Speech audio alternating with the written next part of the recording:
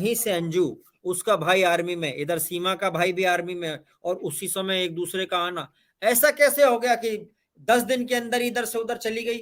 जब इधर से सीमा आई तो कोई उधर से आई, अच्छा तुमने हमारी लड़की ले ली, हम तुम्हारी लड़की ले लेंगे। इतनी जल्दी कैसे तैयारी हो गई है मोनिका जी? अ, अ, भूपेंद्र जी, मुझे लगता है कि प्राचीन भारतीय साहित्य का अध्ययन पाकिस्तान के रणनीतिकारों ने कर लिया है, जिसमें पुराने विषकन्या। समय में विष कन्या जी, विष हम्म। कन्याएं भेजी जाती थी। ये विष कन्याओं का नया रूप है। हम्म। और मैंने पिछली बार भी आपसे कहा था कि देश काल और परिस्थिति के अनुसार युद्ध के हम्म। तरीके बदलते रहते हैं। अब पाकिस्तान जैसे दिवालिया देश के पास बड़े किसी हथियार के थ्रू या सशक्त आर्मी के थ्रू या आतंकवादियों के थ्रू भारत के ऊपर हमला करने का दम तो बचा नहीं है। उसमें सब में पैसा हम्म। खर्च होता है। तो वो सरल तरीके अपना रहा है और घरेलू जीवन के ऊपर हमले कर रहा है, भारत के मानस पे हमला करने की कोशिश कर रहा है। और ऐसे हम्म। लोगों को टारगेट बनाया जा रहा है, जैसा अभी आपने अंजू के बैकग्राउंड के बारे में बताया। हम्म। बीएसएफ से जो उनके परिवार का जुड़ाव है, वास्तव में इसकी जांच होनी चाहिए। उनके हम्म। सभी परिवार वालों के बैंक खातों की जांच होनी चाहिए कि कहीं से कोई ऐसा लेन देन तो नहीं हुआ है, क्योंकि पता चला है कि अंजू को पाकिस्तान में मुंह दिखाई में 40 लाख रुपए मिल गए। जिस फ्लैट मिल गया देश एक। में हाँ। जी जी जी खुद के खाने के लाले पड़े हों लोगों के, वहां अंजू को मुंह दिखाई दी जा रही है। अपनी बहन बेटियों का तन ढकने का कपड़ा नहीं है उनके पास में, और हम्म। पाकिस्तान भारत से आई लड़की के ऊपर इतना धन खर्च कर रहे हैं। दूसरी बात है कि ये लव जिहाद का भी इसमें एंगल है। एक भारतीय क्रिश्चियन लड़की को मुसलमान बना लिया उन्होंने। हम्म। हालांकि इस्लाम के अनुसार भी जो इस्लामी जानकार हैं उन्होंने बताया कि अंजू की शादी अवैध है वहां पे भी, क्योंकि वो हम्म। विवाहिता पत्नी है। उन्होंने अपने पति को किसी भी प्रकार से तलाक नहीं दिया, और किसी भी विवाहिता स्त्री को इस्लाम में उससे विवाह नहीं किया जा सकता। तो वो हम्म। इस्लाम में खारिज हो जाएंगी अगर कोई शरीयत के अनुसार उनके ऊपर कार्रवाई की जाए, तो इस्लाम से भी खारिज होगी वो लड़की। हम्म। अब इसके साथ अब उनका अभी तक मुझे लग रहा था कि शायद भाई मानसिक स्थिति उनकी किसी किशोर लड़की जैसी है, प्रेम में वो इस तरह की उन्होंने हरकत कर ली। लेकिन अब हाँ। संदिग्धता बढ़ती जा रही है। प्रेम का मसला नहीं, बहुत शातिर दिमाग की शातिर हरकत है ये। सोचा हम्म। समझा तरीका है, इसके पीछे पैसों का भी लालच है। कन्वर्ट भी हम्म। हुई है वो, नसरुल्लाह नाम के व्यक्ति के साथ अपना बढ़िया जीवन वहां पे बिता रही है। लेकिन अब हम्म। वीजा की अवधि तो सीमित है, और पाकिस्तान के कानून के अनुसार उन्हें इतनी जल्दी वहां की नागरिकता भी नहीं मिलने वाली है। भारत तो उन्हें हम्म। वापस आना ही पड़ेगा। यहाँ हम्म। आने के बाद अब उनको सामाजिक बहिष्कार के साथ कानूनी दांव पेचों का भी सामना करना पड़ेगा, और किया जाना भी नहीं चाहिए। इसकी मोनिका जी, विस्तृत ये जांच बात होनी तो चाहिए। सही है कि वो कानूनी दांवपेच का यहाँ पे सामना करना पड़ेगा, जांच भी सामना करना पड़ेगा उनको।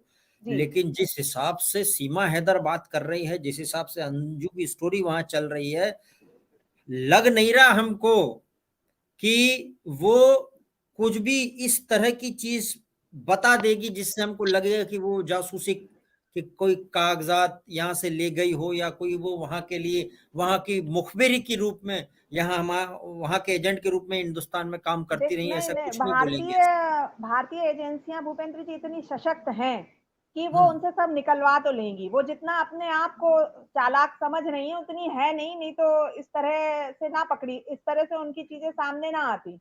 अच्छा, रही हम्म। बात सीमा हैदर का भारत आना और अंजू का वहां जाना, और मीडिया को चाहे भारत की मीडिया हो और चाहे पाकिस्तान की मीडिया हो, एक मसालेदार खबर चाहिए। और हम्म। महिलाओं को हमेशा से ही मसालेदार वस्तु माना जाता है भारत और पाकिस्तान जैसे समाजों में। तो जो हम्म। मजे यहाँ लिए गए सीमा हैदर के आने के, उसी का रेसिप्रोकेट पाकिस्तानी मीडिया कर रही है अंजू के रूप में। तुमने हम्म। हमारी बेटी को ऐसे किया, हम तुम्हारे यहाँ की बेटी को ऐसे दिखा रहे हैं। तो हम्म। वो एक दुश्मन देशों के बीच में जो मतलब ये मामला बहुत निम्न स्तर पे आ गया है। शर्म आती है। भारत और पाकिस्तान सांस्कृतिक रूप से भी समान देश रहे हैं। हम हम्म। स्त्रियों का सम्मान करने वाले भारत में तो है ही, पाकिस्तान का मुझे पता नहीं। लेकिन हाँ, वो क्योंकि पाकिस्तान भारत से ही अलग हुआ है, तो उनकी संस्कृति में भी कभी ना कभी रहा होगा कि महिलाओं को सम्मान की दृष्टि से देखना चाहिए। और ये जो परिवार की इज्जत और नाक कटना और तुम्हारी लड़की को भगा लाए, तुम हमारी को भगा ले गए, ये सब मध्यकालीन सोच है। इनसे ऊपर उठना होगा।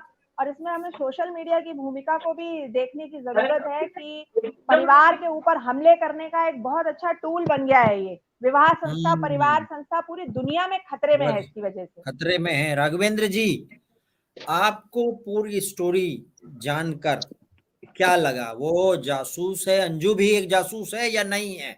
हमको लग रहा है कि यहाँ से वो एजेंट बन के काम कर रही थी और पाकिस्तान गई है, वो टेकनपुर के बीएसएफ से कुछ न कुछ लेके गई है। मैं आपको कुछ पॉइंट बता रहा हूँ, उस पर सोचने की जरूरत है और मैं भी सोचूं अपने बीवी। खैबर पख्तूनख्वा की जो लड़कियां हैं ना, वो अंजू उनकी नौकरानी बनने के योग्य भी नहीं है, इतनी सुंदर होती हैं। मतलब परियों के जैसा चेहरा है वाकई में। बिल्कुल, पाकिस्तान के उस इलाके में महिलाएं बहुत सुंदर हैं, तो इस सुंदरता से आकर्षित होने का मसला है ही नहीं। ये पूरी तरह से साजिश की इसमें बू आ रही है और उनके बैंक खातों की जांच करने से और खासकर ये असंभव लगता है कि खैबर पख्तूनख्वा का और पठान फैमिली का लड़का, मोनिका जी के बात से मैं पूर्णतः सहमत हूँ। जिस परिवार में गई है और जिस इलाके में गई है, सही बात है कि वहाँ उस परिवार में नौकरानी के लायक भी नहीं है, क्योंकि वो इलाका बेहद सुंदर इलाका है और वहाँ की जो लड़कियां होती हैं वास्तव में बहुत सुंदर होती। कौन बोल रहा है ये? वो नसरुल्लाह। भूपेंद्र जी, नसरुल्लाह जी को समझाया जाना चाहिए कि भारत में लोग ऐसे लोगों की हत्या करके अपने हाथ गंदे नहीं करते हैं, जिंदगी भर उनके मुंह पे थूकना पसंद करते हैं। तो कोई उनको मारेगा नहीं, वो शौक से आए। हमको उनको जो है उनका सामाजिक बहिष्कार करके जो आनंद मिलेगा, वो अंजू जैसी किसी महिला को कत्ल करने से नहीं मिलेगा। भारतीय समाज ऐसा पाकिस्तानी समाज की तरह नहीं है। हम लोग मध्यकाल में नहीं रहते कि पत्थर मार के और कोड़े मार के किसी को वो कर देंगे। वो आए, जेल के दरवाजे उनका स्वागत कर रहे हैं, जेल में रहे। हम भारत के टैक्स पेयर इतना पैसा देते हैं कि अंजू जैसे को कैदी बना के पूरा जीवन पाल लें, और ताकि वो एक उदाहरण बने और लोग उनको देख करके सीखें कि अपने देश से इस तरह की गद्दारी नहीं करनी है। यदि वो किसी इस तरह की जासूसी वाली कार्यवाही में संलिप्त है, जिसकी की संभावना लग रही है, तो हम टैक्स पेयर इतना पैसा देते हैं, तिहाड़ में उनको बंद करा के पूरा जीवन पाल सकते हैं, ताकि उनको देख करके लोग ये सीख लें कि सशक्त देश भारत के साथ इस तरह की नीच हरकतें करके कोई भी देश हमारा कुछ बिगाड़ नहीं सकता। आप एक आध परिवार बर्बाद कर सकते हैं, उससे ज्यादा आप भारत की सुरक्षा में सेंध या इस तरह की, पाकिस्तान जैसे देशों की तो औकात ही नहीं है भूपेंद्र जी। वो सपने में सोचते देखिए, अब चंद्रयान उड़ा तो कपड़े का गुब्बारा उड़ा के खुश हो लिए। ये तो उन लोगों की सोच रह गई। गधे बेचने वाले, अंडे बेचने वाले लोग हैं वो, तो उनसे आप बौद्धिक चीज की तो उम्मीद कर ही नहीं सकते हैं। तो अंजू भारत की नागरिक है और हम उनको भारत की जेल में रखना पसंद करेंगे, आए तो वो भारत। फिर अखबारों में निकलता है कि अब हमारा नाम और धर्म ये हो गया है, तब जब तक ये वो व्यक्ति स्वयं सूचित नहीं करता, तब तक उसे उनके पुराने धर्म का ही माना जाता है। तो पाकिस्तान में जाके उन्होंने चाहे जो कुछ किया हो, लेकिन अभी जब तक उनकी वीजा की अवधि समाप्त नहीं होती, तब तक वो अंजू वर्मा नाम की ईसाई भारतीय नागरिक ही मानी जाएंगी। वो वहां जाके कुछ भी कर लें, अब उनको लौट के आने दीजिए, तब उनके ऊपर जब वो अगर वहां के वीजा को बढ़ाती हैं, दूसरे नाम से अप्लाई करती हैं, या भारतीय एम्बेसी को अपने धर्म परिवर्तन और निकाह की सूचना देती हैं, तब कानूनी रूप से उनपे मुद्दा बनेगा। कोई व्यक्ति किसी दूसरे देश में जाके कुछ कर रहा है, अगर वहां के कानून का उल्लंघन किया है, तो वहां की सरकार मुकदमा कायम करेगी और कुछ भी करके फिर भारतीय दूतावास को सूचित करेगी। नहीं तो वो भारत से जिस नाम से गए, तब तक उनको उसी नाम का माना जाएगा जब तक वो लौट करके नहीं आ रहे। तो इसमें कानूनी दांव पेंच भी हैं, और मुझे लगता है कि सरकारी खुफिया तंत्र और भारत में जितने भी एजेंसियां हैं, उन्होंने इस पर नजर बना रखी होगी, और उनके सोशल मीडिया खातों की जांच भी चल रही होगी, चैटिंग वगैरह की क्या बातचीत उनकी हुई और वो गई। लेकिन सारी चीजें मीडिया ट्रायल के थ्रू ओपन नहीं की जा सकती हैं, जितनी मेरी जानकारी है। और बाकी इंतजार करिए, कौन सा अंजू अभी मर गई है कि मुद्दा समाप्त हो गया है। लौटिंग वीजा अवधि भी अनंत काल की नहीं है, समाप्त होगी, यहाँ आएंगी, फिर देखा जाएगा कि उनके साथ क्या किया जाएगा।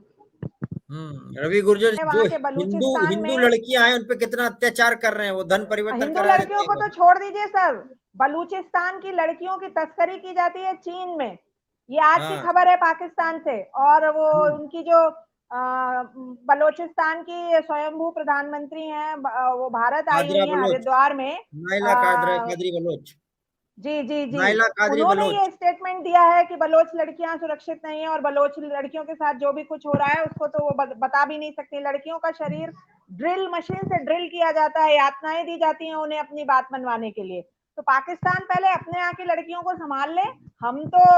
हमारे यहाँ तो सब सुखी हैं ही है, हम तो स्वागत ही करते हैं। अंजू भी हंसती खेलती गई है यहाँ से। वापस आने के बाद उनका जो हश्र होगा उनके कर्मों के अनुसार वो देखा जाएगा। तो पाकिस्तान जैसे देश से कोई उम्मीद करना बेकार है। बस भारत के कानून के अनुसार अंजू के ऊपर जो भी कार्रवाई उनके आने के बाद होगी उसका हमें इंतजार करना चाहिए। ठीक है, चलिए। मीडिया के दौर में किसके जीवन में क्या चल रहा है इसकी पूरी जानकारी हो पाना पॉसिबल नहीं होता। और जो वीडियो वायरल हो रहे हैं उनमें किसमें कितनी सच्चाई है, क्या उसकी परिस्थितियां हैं, वो सभी चीजें जांच का विषय है। हम स्क्रीन पे बैठ करके मीडिया ट्रायल करके बहुत सारे निष्कर्ष नहीं निकाल सकते। हमारी जिम्मेदारी है कि हमको लग रहा है कि साजिश है और हमें सरकार से और एजेंसियों से ये गुजारिश करनी है कि साजिश की जांच की जाए। पर बाकी इंतजार करना चाहिए, मुझे ऐसा लगता है। बहुत जल्दबाजी भी कर रहे हैं हम लोग। ड्रामा है, उसको मजा लीजिए और वेट करिए, आने दीजिए। अपराधी होंगी तो भारत की खुफिया एजेंसी और सूचना तंत्र इतना सक्षम है कि उनके जैसे जासूसों से निपट सकता है, मुझे पूरा भरोसा है।